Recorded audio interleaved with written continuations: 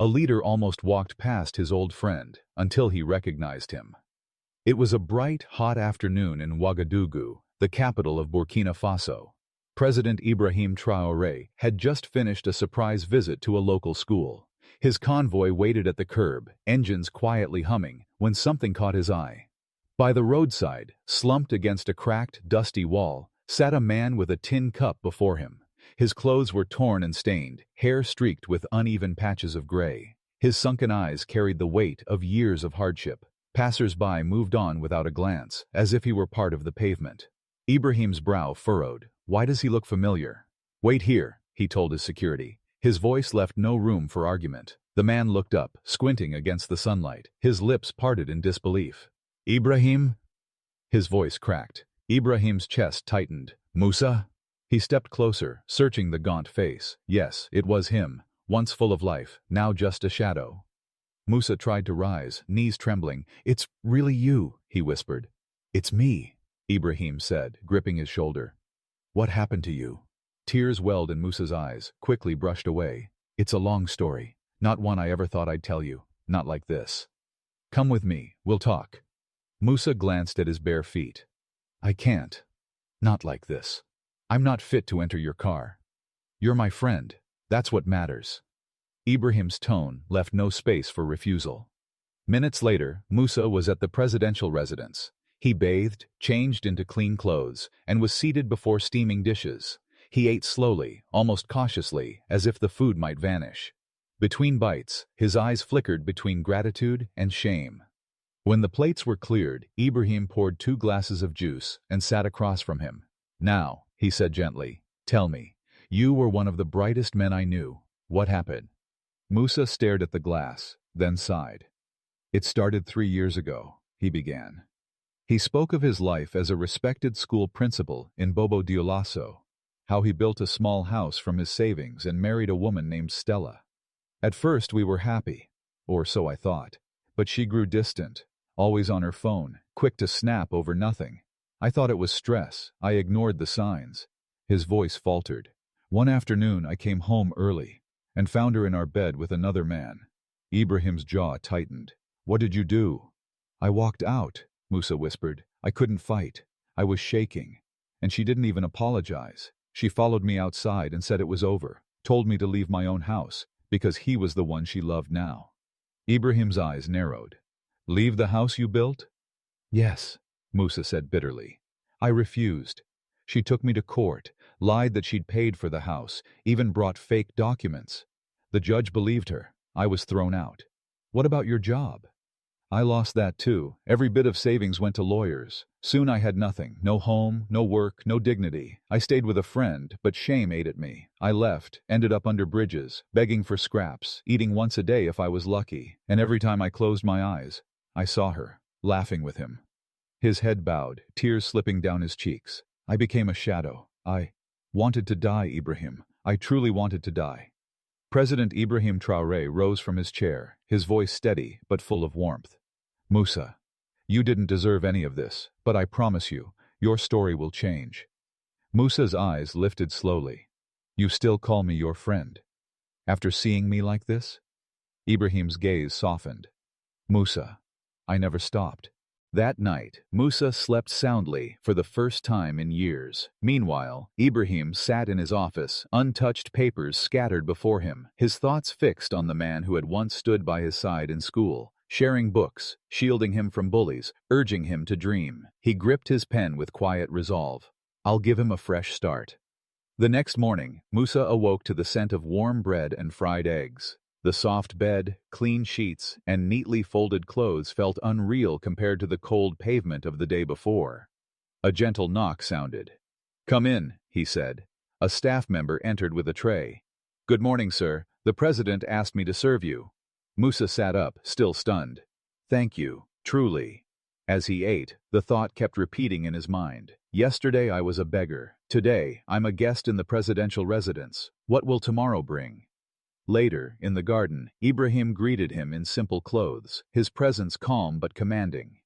Musa, your story broke my heart, he said. I didn't mean to bring trouble into your home, Musa murmured. You didn't bring trouble, Ibrahim replied. You brought truth, and truth should lead to action.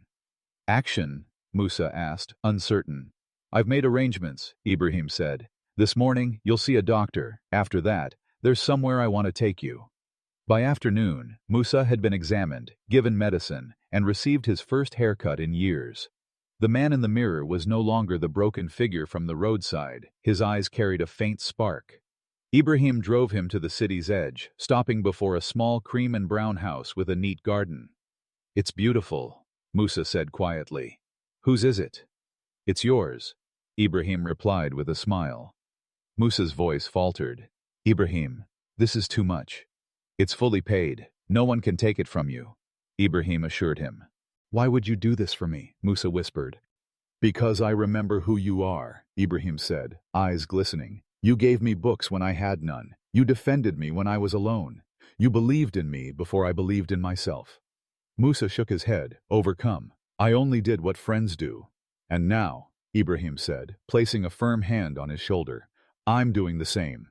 Inside, the home was warm and welcoming. A cozy living room, a clean kitchen, a bright bedroom, and even a small office with a desk and bookshelf. I've also opened a bookshop and school supply store for you, Ibrahim added. It's next to a secondary school. You'll run it, and I'll cover the first year's expenses. I know your love for education. Let's put it to use. Musa's hands trembled. For the first time in years, his tears were not from pain, but from hope. Over the next few weeks, Musa's life transformed. He ran the store with discipline and care. Students came daily for pens, notebooks, and textbooks, some staying to ask questions about their studies. Musa never turned them away. You can't just memorize, he told one boy, pointing at a math problem. Understand the steps, and the answer will follow. Word spread quickly. People in the community began greeting him again, not as a beggar, but as Mr. Musa, a man who had risen from the ground up. One Saturday afternoon, while arranging books, he heard a soft voice behind him. Musa? He turned. The book nearly slipped from his hand. Standing at the door was Stella, his ex-wife. Her face was pale, her clothes plain and worn, her jewelry gone. Beside her sat a small suitcase. Can we talk? She asked quietly. Outside the shop, Musa folded his arms. What do you want, Stella? Tears filled her eyes. I have nowhere to go. He left me. The man I chose over you, sold our house, emptied my account, and ran off with another woman. I lost everything. Musa breathed deeply. I'm sorry for what happened, she whispered, and I'm asking if I can stay, just for a while. He looked at her for a long moment. This was the woman who had once walked away without a backward glance. Stella, he said calmly, I forgave you long ago, but I've moved on. My life is peaceful now. You chose your road, and I've chosen mine. Her head dropped in shame. Please, even just a room. I wish you well, Musa replied, his voice steady. But this is not your home. Without another word, he turned and walked back into the shop, heart pounding. That night, Musa called Ibrahim. She came back, he said simply. And? Ibrahim asked. I told her no. On the other end, Ibrahim's smile could be heard in his voice. I'm proud of you. You didn't just give me a house and a business, Musa said. You gave me back my dignity. Life settled into a quiet rhythm. The shop did well. Musa greeted each student and teacher warmly, becoming more than a shopkeeper. He was a helper, a listener, almost a father figure to many. One Friday morning, as he arranged pens on the counter, the bell above the door rang. A woman in a simple blue dress stepped in, her smile warm and eyes bright. Good morning, she said. Do you have senior school math textbooks? Yes, Musa replied. Come with me. She followed him to the shelf, chose what she needed, and returned to the counter.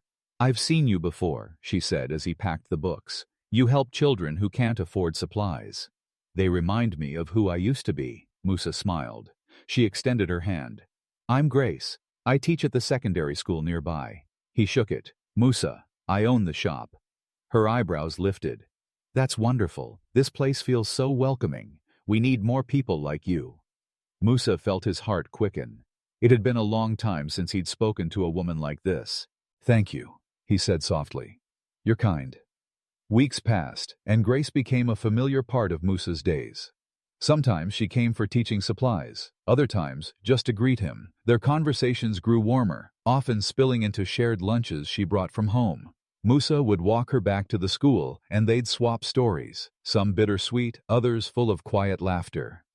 Grace had known loss too. A widow raising her daughter alone, she understood both grief and the slow work of healing. One evening, they sat outside the shop as the sky burned gold. "You're a strong man," Grace said. Musa shook his head. "I don't feel strong, just grateful I'm still here." "No," she replied, her voice steady. "You went through the fire and chose kindness. That's strength." Musa's eyes softened. "I never thought I'd meet someone like you." Grace looked down, smiling faintly. "And I never thought I'd smile like this again." That night, Musa called Ibrahim. "I think I've met someone," he said. Ibrahim chuckled. "Musa the lover boy?" "Not like that," Musa laughed. "She's different, calm, wise, full of light." "Then don't let that light go," Ibrahim said warmly. "You deserve joy." Musa took his time. Grace's daughter, Rachel, soon began visiting the shop, helping arrange books and sitting in the reading corner Musa built just for her. He treated her like his own child, teaching, encouraging, listening.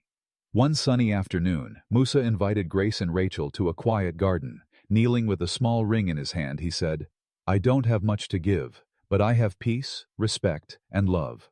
Will you marry me?" Tears welled in Grace's eyes. "Yes, Musa. 1,000 times yes." Rachel squealed and hugged them both. Their wedding was small, but full of joy. Friends, neighbors, and President Traoré attended. After the ceremony, Traoré pulled Musa aside. "You look like a man who's found peace." "I have," Musa replied. Ibrahim placed a hand on his shoulder. "You found it because you never gave up." Months later, Musa's life was full. A loving wife, a daughter who adored him, a thriving business, and a home filled with laughter. He launched a foundation to help men who had lost everything, opening a shelter that offered training in small business skills. "I was once on that street," Musa told the first group. "One friend changed my story. Now I want to change yours." Across town, Stella sat alone in a rented room. She had called Musa many times, but he never answered. Once she went to his shop, only to see a sign. "Closed this week for family reasons. See you next week." In the window was a photo. Musa and Grace holding hands, Rachel smiling between them. Stella's vision blurred. She had once held everything and thrown it away. Now Musa had what she had never valued. Slowly, she turned from the shop and walked down the dusty road, this time with nothing to her name. That evening, Musa sat on the porch with Grace, a warm cup of tea in hand. The night air was still, stars scattered like diamonds across the dark sky. "Do you think your ex-wife regrets it now?" Grace asked quietly. Musa looked up at the stars before answering. "Maybe, but that's not my concern anymore." Grace reached for his hand. "Let's keep writing new chapters," she whispered. He smiled, squeezing her fingers. "Beautiful ones." Musa's life was no longer just a personal victory. It was a living testimony. From sleeping on the streets to becoming a respected businessman, loving husband and father, his story gave hope to many. The Musa Foundation had already helped over 50 men rebuild their lives. Some became mechanics, others opened small shops, barber stalls, or food stands. They all shared one thing in common. They believed again because Musa had believed in them first. One afternoon, President Ibrahim Traoré called. "I want you to speak at the National Youth Conference," he said. "Your story needs to be heard." When Musa's name was announced, he walked to the stage in a neat gray suit, head high. The applause was warm, but respectful. He adjusted the microphone. "I was a man who lost everything," he began.